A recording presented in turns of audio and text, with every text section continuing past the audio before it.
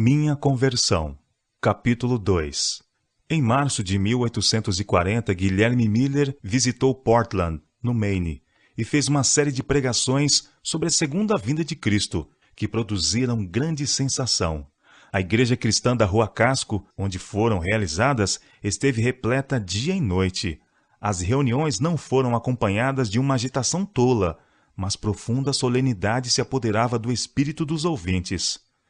Não somente na cidade se manifestou grande interesse, pois pessoas do campo afluíam dia após dia, trazendo cestas com seu lanche e permanecendo desde a manhã até o final da reunião da noite. Em companhia de minhas amigas, assisti a essas reuniões e ouvi o alarmante anúncio da volta de Cristo para 1843, apenas uns poucos anos no futuro.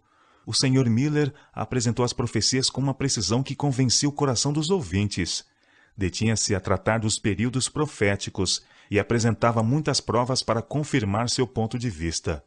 Seus apelos e advertências, solenes e poderosos, feitos àqueles que não se achavam preparados, deixavam assustada a multidão.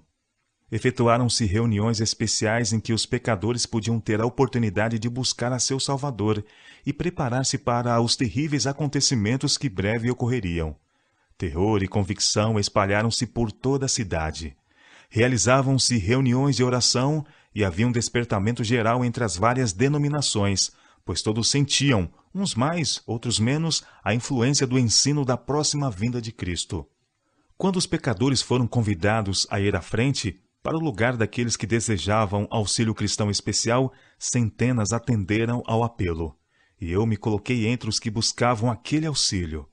Pensava, porém, que jamais me poderia tornar digna de ser chamada filha de Deus. A falta de confiança própria e a convicção de que seria impossível fazer com que alguém compreendesse meus sentimentos impediram-me de buscar conselho e auxílio de minhas amigas cristãs.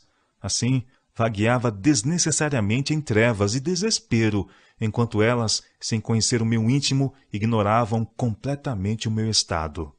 Certa noite, meu irmão Roberto e eu estávamos voltando para casa, após um encontro onde havíamos ouvido a mais impressionante palestra sobre o vindouro reino de Cristo, seguida de um fervoroso e solene apelo dirigido a cristãos e pecadores, rogando-lhes que se preparassem para o juízo e a vinda do Senhor. Meu coração agitou-se pelo que ouvi, e tão profunda foi minha convicção que temi não ser poupada pelo Senhor. Estas palavras ressoavam-me aos ouvidos.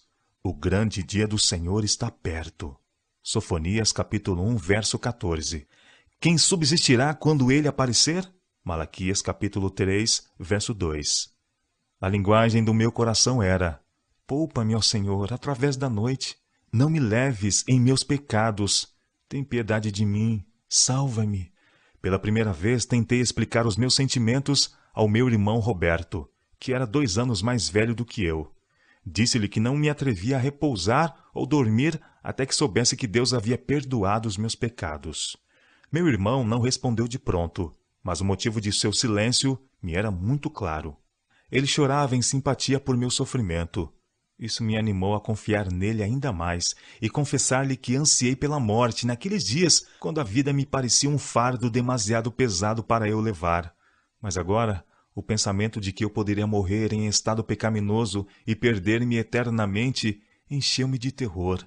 Perguntei-lhe se ele achava que Deus pouparia minha vida por aquela noite, se eu a passasse angustiando-me em oração.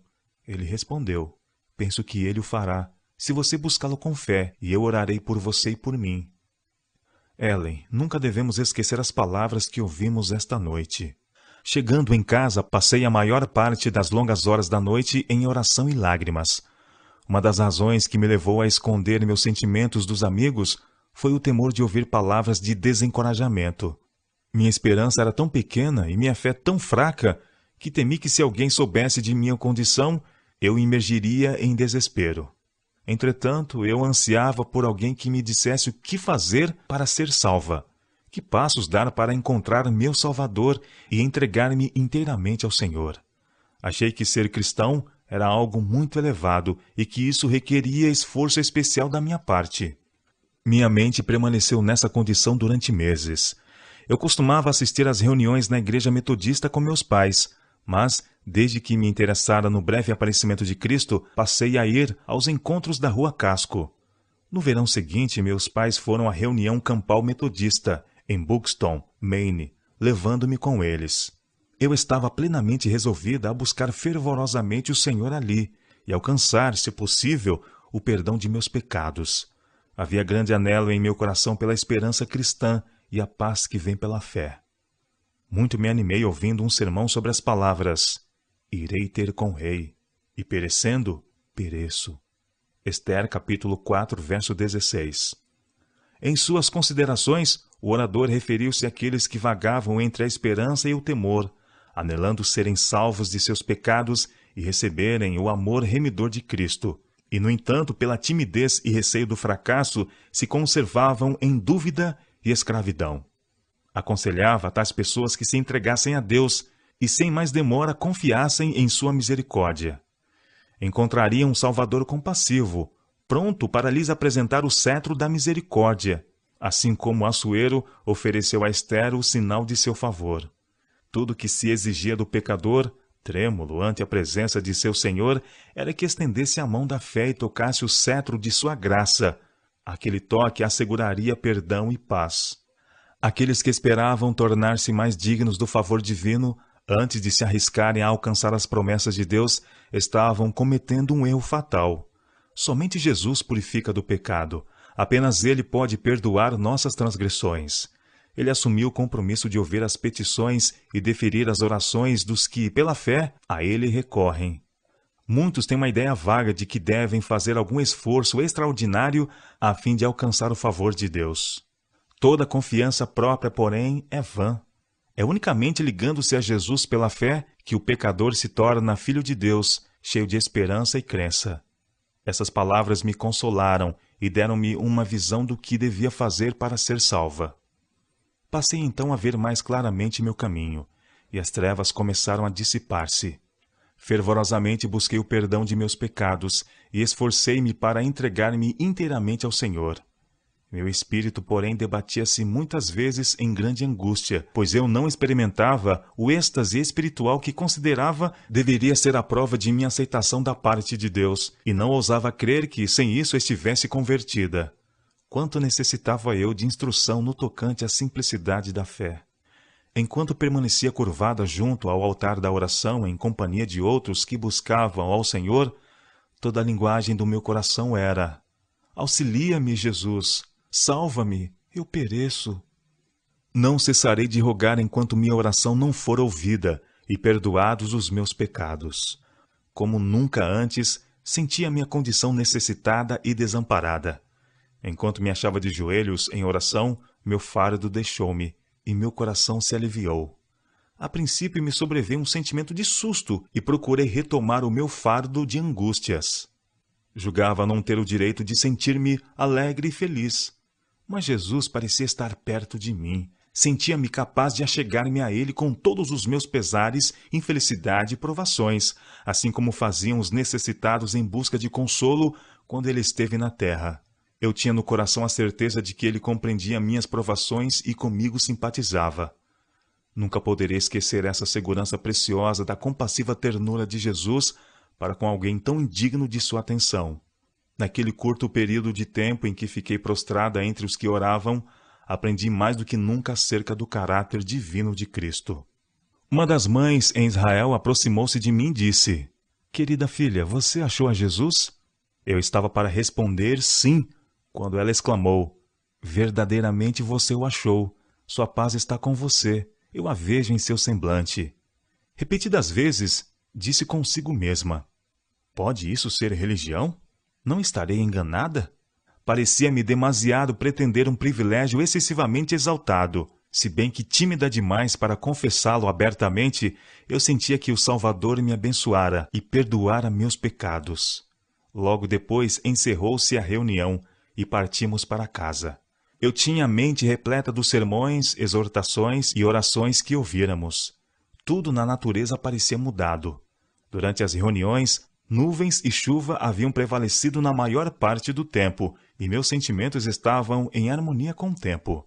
Agora o sol resplandecia brilhante e luminoso, iluminava a terra de luz e calor. As árvores e a relva eram de um verde mais vivo, o céu de um azul mais profundo. A terra parecia sorrir com a paz de Deus.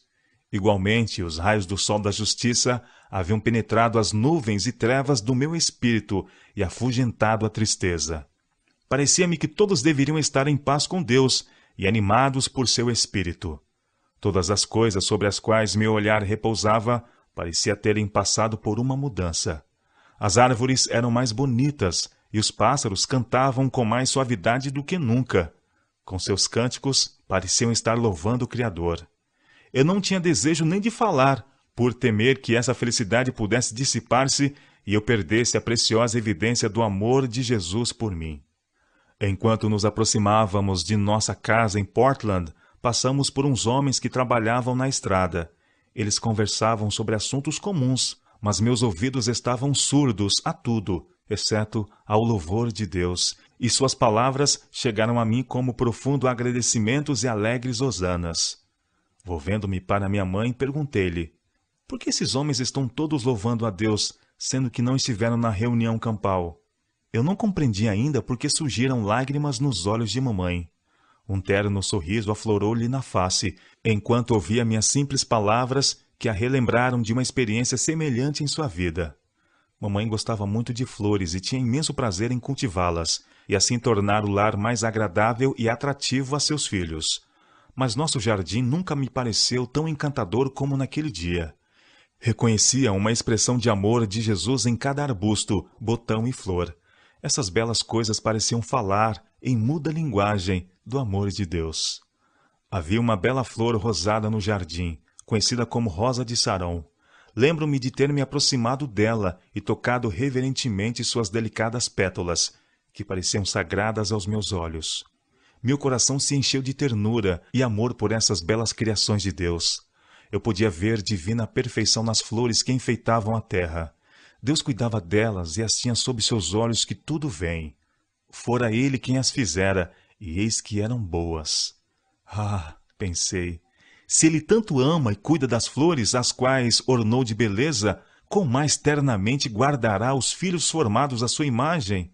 Eu repetia suavemente para mim mesma: sou uma filha de Deus, seu amoroso cuidado me cerca, serei obediente e de modo nenhum lhe desagradarei, mas louvarei sempre seu querido nome e amor por mim. Minha vida pareceu-me sob uma luz diferente. A aflição que me obscurecera a infância, dir-se-ia ter intervindo misericordiosamente em meu favor, para minha felicidade, desviando-me o coração do mundo e de seus prazeres que não satisfazem, inclinando para as atrações duradouras do céu. Logo depois de nossa volta da reunião campal, eu, juntamente com vários outros, fiz profissão de fé na igreja. Preocupava-me bastante o assunto do batismo. Jovem como era, não podia haver senão uma única maneira de batismo autorizada nas Escrituras, e essa era a imersão. Algumas de minhas irmãs metodistas procuraram em vão convencer-me de que a aspersão era batismo bíblico. O pastor metodista consentia em batizar os candidatos por imersão, se eles conscienciosamente preferissem aquele método, embora insinuasse que a aspersão fosse igualmente aceitável a Deus. Finalmente foi marcado o tempo em que receberíamos essa solene ordenança. Foi um dia de muito vento que nós, em número de 12, fomos ao mar para sermos batizados. As ondas encapelavam-se e batiam contra a praia, mas, tendo eu tomado essa pesada cruz, minha paz era semelhante a um rio. Quando saí da água, sentia-me quase sem forças, pois o poder do Senhor repousava sobre mim. Senti que dali em diante não era deste mundo, mas erguia-me daquele túmulo líquido para uma novidade de vida. No mesmo dia, à tarde, fui recebida na igreja com todas as prerrogativas de membro. Uma jovem que se achava a meu lado também era candidata à admissão na igreja. Minha mente encontrava-se feliz e em paz, até que notei anéis de ouro cintilando nos dedos daquela irmã e grandes e vistosos brincos em suas orelhas. Então observei que seu chapéu estava enfeitado com flores artificiais e decorado com custosas fitas, dispostas em laços e tufos. Minha alegria se dissipou diante dessa mostra de vaidade em alguém que professava ser seguidora do manso e humilde Jesus. Eu esperava que o pastor dirigisse alguma discreta reprovação ou conselho a essa irmã, mas parece que ele estava desatento a seus vistosos adornos, e nenhuma repreensão foi feita. Ambas recebemos a destra da comunhão da igreja. A mão decorada com joias foi apertada pelo representante de Cristo e nossos nomes foram registrados no livro da igreja. Esta situação causou-me muita perplexidade e aflição quando me lembrava das palavras do apóstolo, que do mesmo modo as mulheres se ataviem em traje honesto, com pudor e modéstia, não com tranças, ou com ouro, ou pérolas, ou vestidos preciosos, mas, como convém às mulheres que fazem profissão de servir a Deus, com boas obras. 1 Timóteo capítulo 2, versos 9 e 10. Esse ensino da Escritura pareceu ser abertamente desrespeitado por aqueles a quem eu via como consagrados cristãos e que eram mais experientes do que eu.